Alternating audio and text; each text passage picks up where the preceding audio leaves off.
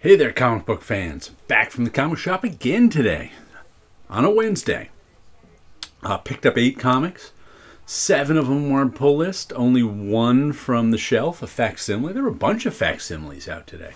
There was a Wolverine #1 facility, the facsimile, the miniseries. There was some Thing versus like Marvel Super, a comic I'd never seen before. Like from the 70s, it was like a double-sized comic annual called Marvel Superstars or something. I think Rich Buckler drew it with Joe Sinnott inking, and it was a Thing versus Hulk. I didn't get that one because that was like $8. I was like, no thanks. But let's start with my top of the printer museum comics for this week. We've got Sergeant Fury and his Howling Commandos. What number is that? 97. There's a John Severin cover. Marvel 10th anniversary cover. That means it's in the frame. They did that for Marvel's 10th anniversary, so John Romita told me. And this, of course, is Jaime Hernandez, Penny Century. One of the characters from, I think Penny Century stories appeared in Love and Rockets in the 80s, and this is like but then this is a mini series. I don't know what year this came out. No clues. Or 98. It says Jamie Comics 98 on the cover, that blue cover. So maybe this came out in 1998. I've had it for a while. So I had those 2 out on top of my printer, looking at them all week. Now I'll put them away and pick 2 new ones. Let's see, what did we get here? World Tree with those 2 3s at the end just to annoy me. I know it's a cyberpunk thing and it's a cyberpunk story. How am I supposed to pronounce that? I look at that and go, how am I supposed to pronounce that? You know, that's just me.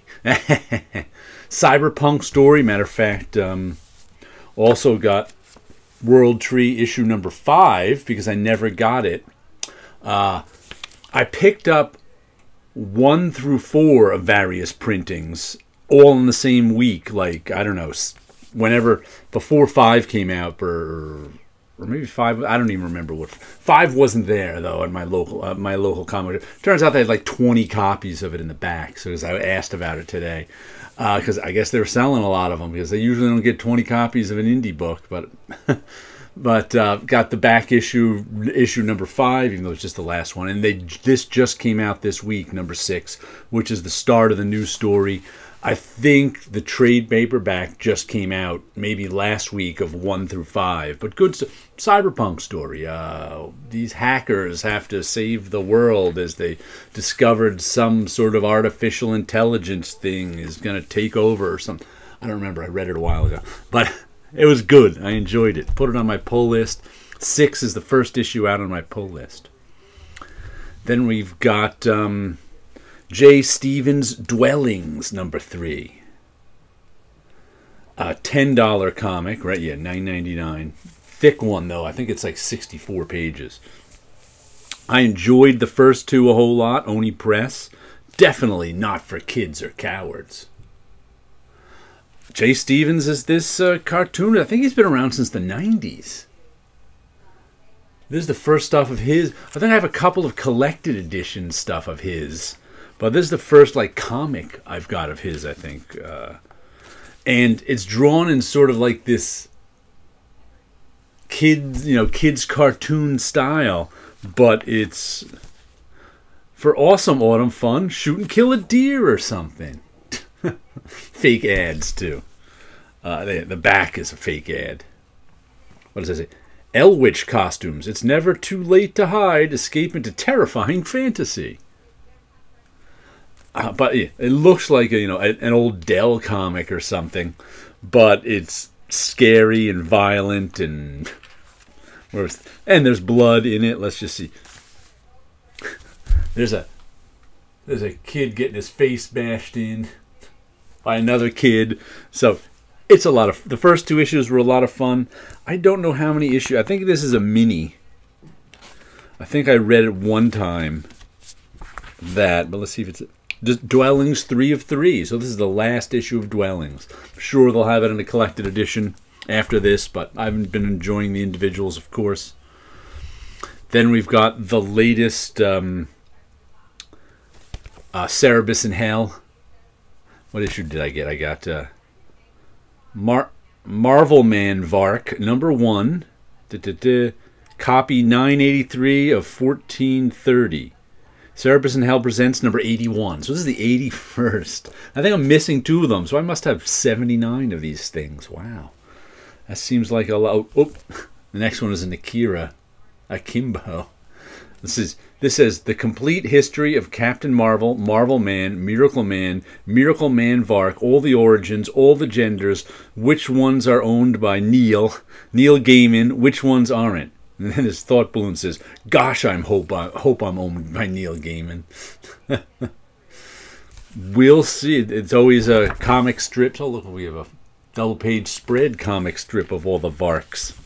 I noticed they switched over to this comic book, like Sunday page format from the...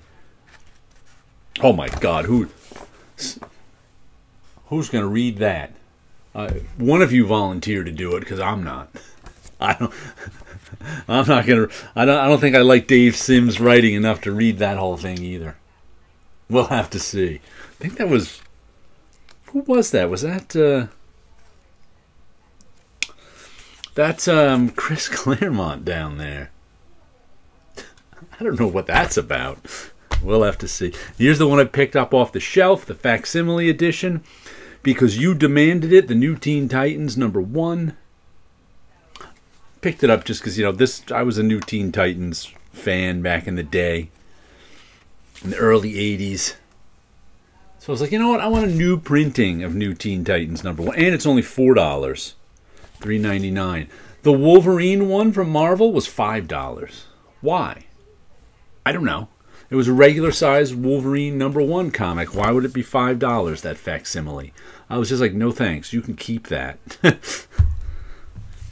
Then we've got No One, issue number 7. Been a good series.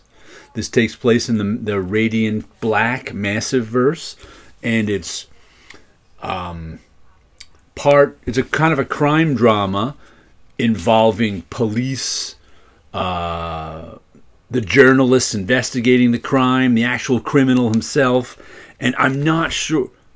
There's No One, the guy with or at least the guy with the No One helmet on. I'm not even sure if he has superpowers or anything, because he certainly didn't seem like he had them last issue. But he's got a glowing helmet, so maybe he does. But he's No One, who we barely see. Like, the main mover of the story is this guy who we think there's actually 2 of them. There's the original, maybe, and a copycat. But they thought they had the guy who was the original No One in jail, the assistant captain to the police precinct son. But turns out that wasn't. So there's all sorts of crime drama going on in that one. It's been a good series. Then we've got Local Man, issue 8. Always 2 covers, because we get the 90s story and the latest stories. I enjoy it. This is the one that's about the disgraced superhero. And he has to move back to his old hometown, where everybody's mad at him for being disgraced, and he stumbles onto some conspiracy that's going on. So that's what he has to... He's not allowed to wear his costume because the superhero team owns the copyright and trademark on it. So he puts on this red ski mask, just because he's technically not... That's him. Crossjack, that was his name. There's his 90s superhero-ish costume, Crossjack. Because he's not allowed to do any superheroing because of contracts with the super team. But it's been a good series. Really like that. It's kind of a down-to-earth series, despite its superhero-ness. Then the last one we got is by Tony S. Daniel, Edenwood. This one feels thin. Must be a 24-page package with no extras in the back.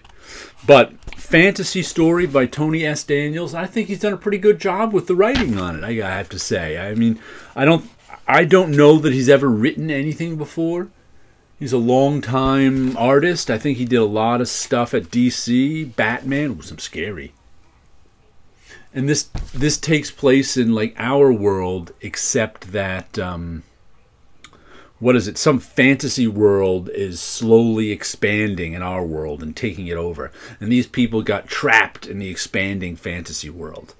And now they're trying to figure out what. And there's also a war going on in the expanding fantasy world. So they're caught up in a war in some other world. Nice double page spread up top with all the trees. So that one's been good. I've been enjoying that one. Let me show you my latest Dreams of Things covers. 218. I'm looking at this. Got some weird color on it. You know, I think since I had that sinus infection for a couple of weeks, it affected my sense of color. My sense of color got really weird. Even the one I'm working on today, when my sinus infection is mostly gone, I still have a little post-nasal drip, but otherwise I feel fine. Back out going for my bike rides and everything. But I'm like doing color differently. I don't know why. I was just a strange person standing there. Maybe a little too flat. Maybe I should have tilted him a little. Too late now. I think on 2 occasions when I didn't particularly like 218 of these, and I didn't particularly like. There was some cover I didn't like as much as the others. I'm like, go back and do another one. So I do an alternate version of it. I think for 2 of the covers bothered me enough to do an alternate version. This one just makes me go, I think I could have made that image a little more interesting, but I'm not sure. I like the weird color. All right, stay. You guys have a good week out there. Showed you some comics, showed you some artwork, and have a good one.